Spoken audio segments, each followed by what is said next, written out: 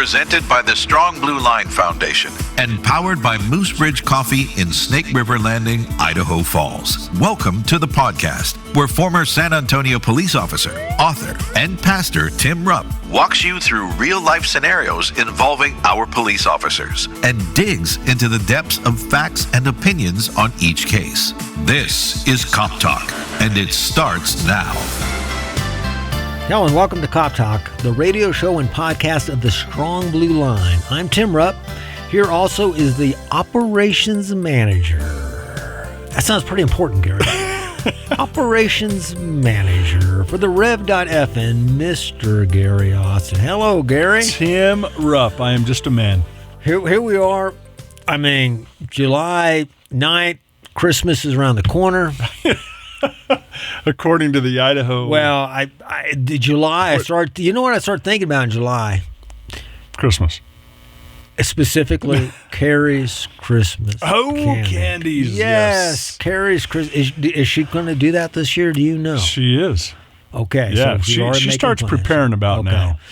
New recipes this year? Or there might be a couple surprises. Some new recipes. You know, the old staples are always good. I know right? But every now and then you throw in something new. Yeah. Yes, very good. So, okay. And, if she's going to, test something between now and then, you're available? I'm available. Okay. I'm available. All right. Just saying. Okay. Hey, we got actually a pretty grisly story. Yeah. It's not pretty grisly. It's downright sinister. It is. It's just terrible. But we're going to get into that. We're going to talk about that. But before we do, let's honor officers who were killed in the line of duty on this date in history. From the Officer Down Memorial page, I have Special Patrolman Thomas Sparks, New York Metropolitan Police Force, New York City, New York. End of watch Thursday, July 9th, 1857. Ooh. 1857, yeah. A year or two ago. Yeah. Patrolman Sparks was appointed a special patrolman only one night before due to rioting going on in the city. Now, wait a minute. Rioting in New York City. This is nothing new, Gary. No, it is not. It's ridiculous. All the time. Two rival gangs, the Bowery Boys and the Dead Rabbits. The Bowery Boys and the Dead Rabbits. That's the name. That's the name of the gangs. That sounds more like a rap group or something. I don't know. Yeah. They faced off against each other. Patrolman Sparks heard a cry for help. He responded and made an arrest. Now, right there, here's a policeman. He'd been a policeman for one day. He was specially appointed. Somebody yells for help, and he responds. Mm-hmm. That's what policemen do. Somebody cries for help, and they respond. Yep. They run to it. As Patrolman Sparks was walking the arrested subject away, so he went in there, found a guy, arrested him, was walking away. He was struck with an object that was thrown by a member of the Dead Rabbits gang. He was taken home where his condition deteriorated. He died 5 days after being assaulted. Now, this is telling. He was hit in the head with something, and he was taken home. Wasn't taken to the hospital. No ER rooms. None of that kind of stuff. He was taken home. We don't even think about that nowadays. You call EMS. EMS responds. They start life-threatening medicine right away. Anyways, age not available. Tour of duty 1 day.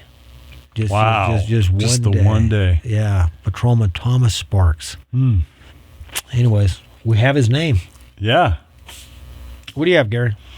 This is Police Officer William Earl Collins, Jr., Doyline Police Department. No, Doyline. Excuse me. Police Department out of Louisiana. End of watch Friday, July 9th, 2021.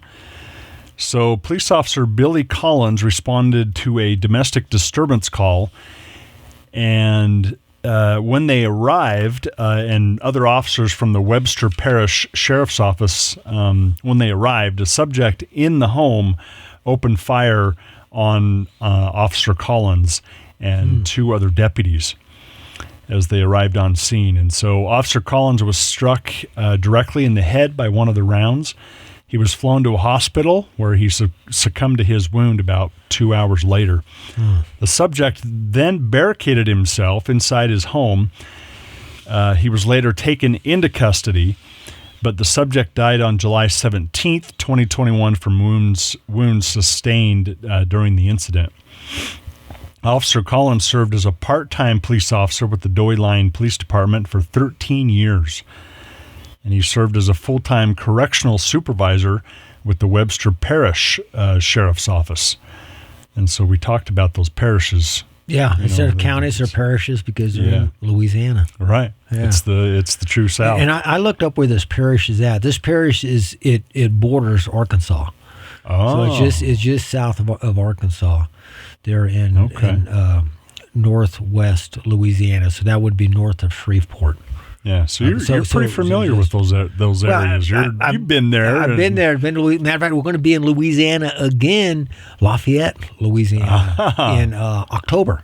Oh, cool. October, I think it's October 10th. We have a winning a gunfight seminar there. And I just got off the phone today trying to set up a winning a gunfight in Longmont, Colorado. Huh? So, and if we do that one, we'll get, that'll be the end of October. So Sherry and I is kind of taking a breather from that as far as doing seminars for when we got other things in the makings. We've got some other stuff that we're going to open up and let people know. I got to make sure we're going to do it. Yeah. So it's kind of exciting stuff that we're probably going to start early fall or late fall. But we're going to, there's a lot of things going on. StrongBlueLine.org. You can sign up for the newsletter there. If you don't want to sign up for the newsletter, and go to the StrongBlueLine.org. Click on the blog. The blog is basically my newsletter. Okay. So it goes back to 2016. Oh, wow. So, Gary, if you want to go back and start reading 2016, there you go, That's Gary. Cool. You know, you can follow once a month. Yeah. There's been a blog on there, so there's information there. That is cool. So it's exciting what some of the things that the doors that are opening for us, opening up for us to minister to law enforcement officers across the country. That's cool. Hey, this caught my. Actually, Pastor Dave turned me on this story. I didn't hear about it. It was in the news. I don't know why I didn't hear about it. I'd heard about the initial murder, but this is dated June 24, so just a couple weeks ago. Suspects confessed to killing Arizona pastor, admits he had more targets. And if you remember, Gary, it's been about a month or so. There was a murder in Arizona. This Pastor Bill Schoenman, a pastor of New River Bible Chapel, was murdered, and it was a grisly murder. I mean, they went in there, and whoever did this murder, and we know now who it is. Very grisly murder. They actually laid him out like in a crucified on the floor and put a thorn of crowns on his head, and it was very, very. And I didn't know what to think of it at first. What is going on with this?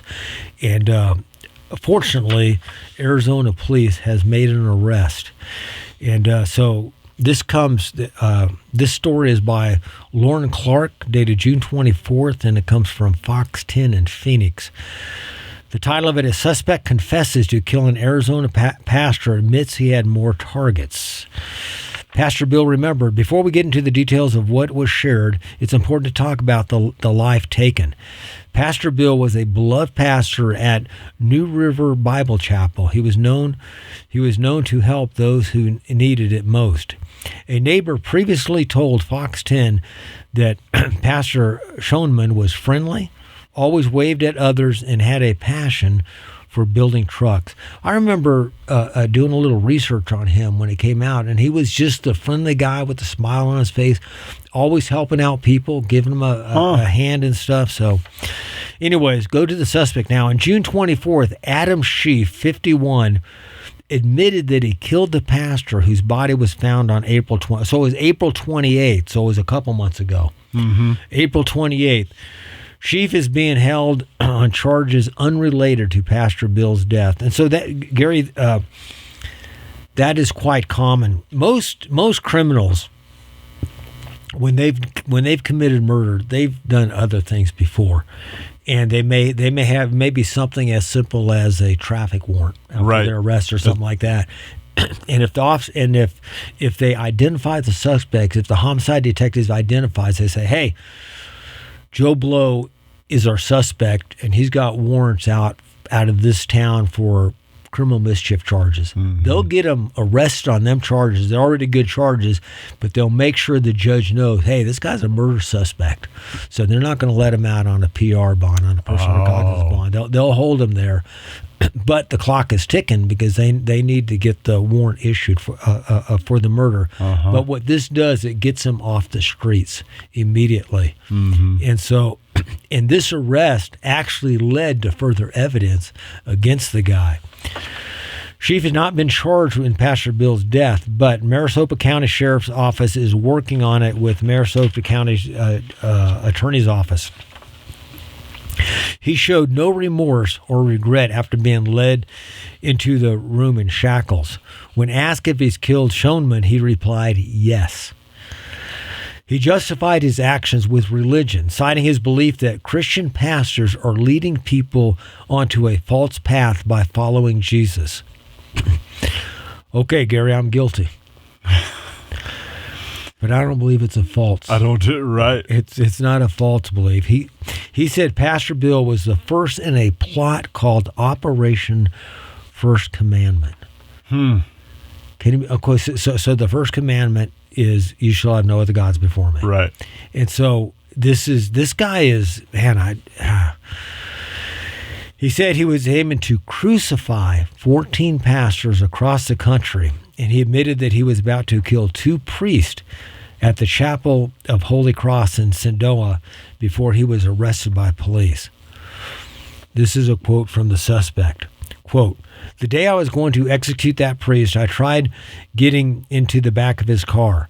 There was like a little lady on a bike that got in my way, and I was just going to get in the back seat and tell him to drive to his house. So as fate would have it, they say, just coincidences, which I don't believe in coincidence. I believe it's I don't either. The providence of God that this little old lady got in his way and he didn't get into the back of his car. Yep.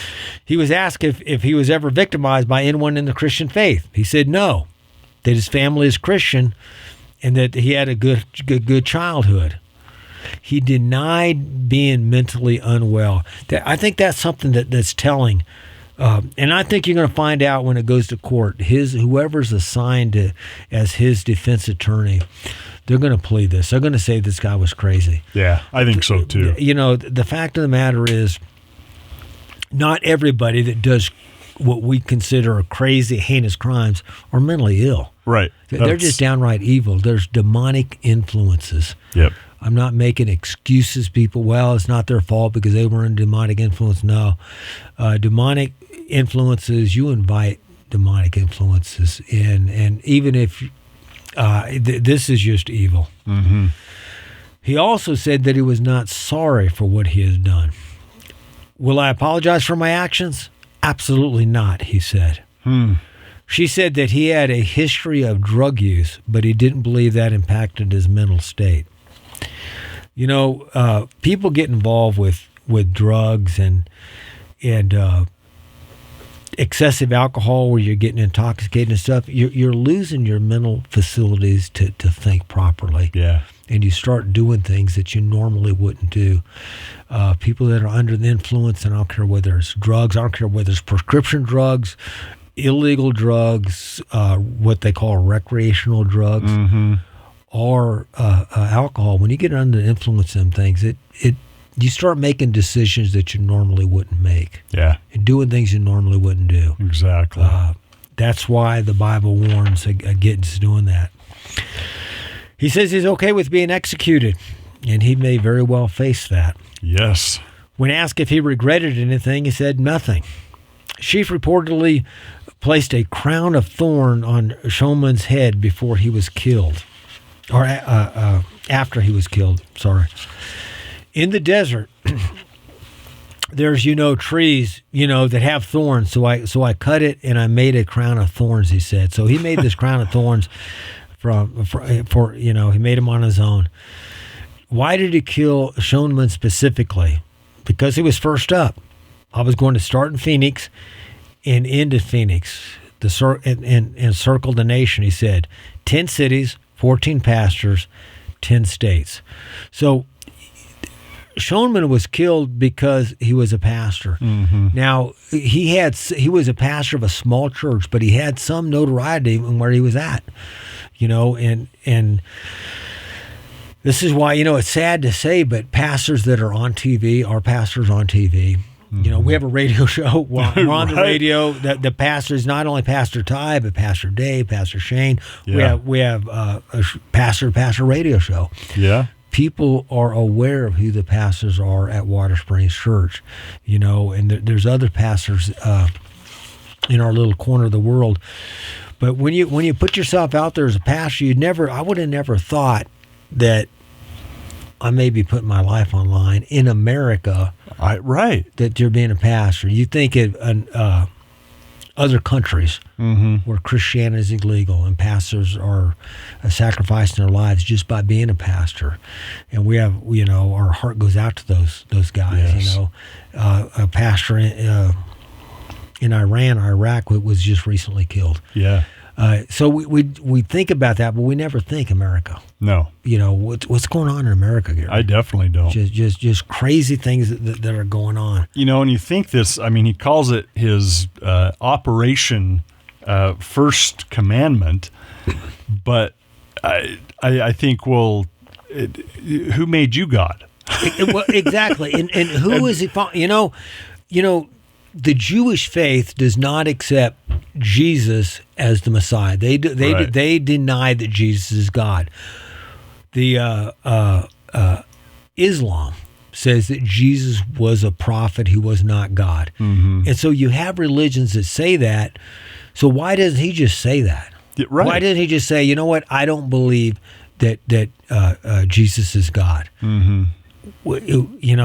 Why does he have to? Okay. You're saying that Jesus is God, so I'm going to kill you. How does that get people to come to his, and this is where the demonic influence, deranged. What is going on? The evil, and I've said before, Gary, my theology is simply this: the enemy is Satan, the battle is for truth, and the focus needs to be the gospel. Yes. That's very simple. And in anything, we realize that the enemy is ultimately Satan. Mm-hmm. Now, that can be revealed in flesh and blood, which it is. Yep. But the ultimate enemy is Satan. And what does Satan want to do? He wants to take down. He wants people to deny that Jesus is the Christ. Yes. That was his whole, throughout history, throughout world history, Satan has been trying to stop the Messiah, the Christ, from coming. And he did come. Yeah. And then I'm going to do everything I can to get him killed. King Herod and all that stuff, killing all the babies and all that stuff. And then Jesus was crucified. And Satan's probably like, we did it. Yeah. But then day 3 came. That's right. The resurrection. And Satan was defeated on the cross. And so, and through the resurrection. So, if you're going to say that Jesus isn't God, okay, make your case. Right. Say that Jesus is God, and then prove through historical evidences that he was not God. Yeah. That's all you have to do. Right. You don't have to go out and murder people to make your point. That proves nothing. It's just, oh boy. Anyway, but in our violent times, the way we're doing things, if you're going to get on Facebook and say, hey, I don't believe the Rockies are the best baseball team in history, or I don't believe the Rockies are the worst team in history. Although they've made, and if you disagree with that, Gary, then just disagree with it. Right. You don't have to come and shoot me, right? Because you disagree with something that I say. Yeah. It's that's how crazy it is. But when we go over to politics, it's like, well, if you don't believe in the politics, my politics that I'm just going to kill you. I'm going to beat you up. I'm going to do something to you. I'm going to throw a rock at you. I'm going to burn down your business. I mean, it's just completely insane. Yeah. What is going on? That is not God-driven. It is not. And you know what? What I heard the other day, and I never thought about this, whether or not you believe in Jesus, just follow his ethics. Yeah. If you follow the ethics that Jesus spoke about, things would be fine. Mm-hmm. There would be no murder. There would be no theft. There would be no divorce. There would be no cheating. I mean, there would be just... How can you argue with that? Right. Anyways, we're running out of time. I want to get to the end of this. He says he doesn't regret the impact on the New River community that he had, instilling fear. She says that he was planning to target people of different faiths. Christian, Catholic, Mormon, anyone preaching that Jesus is God, essentially the Trinity, a concept created by man, by Paul. He's not God. God the Father alone is God, he said. So he's got his theology mixed up anyways. Paul wasn't the one that came up with the Trinity. God was the one that came up with the Trinity. And also he mentions the Mormon faith here. The Mormon faith does not believe in the Trinity. So obviously he doesn't. He has his theology right with what people believe. So had he have targeted a Mormon bishop or a Mormon president and murdered him, he would have been wrong in doing it from what he says that he's doing it for the right reason. Exactly. Just crazy. Yep. He says that he doesn't hate Christians. I don't hate Christians. I'm after the pastors that are leading them astray. Then start a dialogue. Exactly. He says that he will apologize to Shonan's family, but there's a caveat. I will apologize to them in that aspect. I'm sorry that they got caught in the crossfire. Will I apologize for my actions? Absolutely not. I'm defending my father. If God is your father, he doesn't need to be defended. Oh, wow. The family released this statement. I like to read this statement. This statement was released on June 24th. What we have seen, this is from the family of Pastor Bill, who was murdered. Quote, what we have seen over the last week is this suspect enjoying the attention. His side of the story is half of the whole story. And we see the need to cover it, however challenging it may be for us. We are quite surprised by his ability to freely message with county supplied devices, which I'm surprised about that too. I am too. Why is he able to get all this out there? Exactly. We are concerned about his increasing notoriety and possibility of gaining a following. Copycat, knuckleheads out there. He has clearly stated his intentions to continue his mission. From the beginning, our focus has been to stop the suspect before anyone else got hurt. We see the surge of media attention and his ability to communicate freely as a very serious threat to that end, and I'd agree with that. Yep. They need to curtail some of that. Yep. Anyways, Gary, it's very interesting. It's sad that our nation has come to this, and this guy's out there doing this kind of stuff. Yeah, I agree. We are out of time, Gary. Hey, you can catch Cop Talk on Amazon, Google, Apple, YouTube, and Spotify podcast platforms. Thanks for listening in. If you have a topic or question you want to address on Cop Talk, send me an email. You can email suggestions, questions, comments, or complaints to coptalk@therev.fm. That's coptalk@therev.fm. Thought from the good book today: fret not yourselves because of evildoers, and be not envious of the wicked, for the evil man has no future. Thanks for joining us and helping to make the thin blue line a strong blue line. Cop Talk is presented by the Strong Blue Line Foundation and sponsored by Moose Ridge Coffee in Snake River Landing, Idaho Falls. Questions and comments are always welcome by email to coptalk@therev.fm. Listen, follow, leave a review, and share this podcast on Spotify, Apple Podcasts, Amazon Music, or YouTube. And visit thestrongblueline.org to learn how you can be a supporter. Cop Talk is a Rev FM production, produced and edited by Gary Austin. Thank you for joining us on Cop Talk.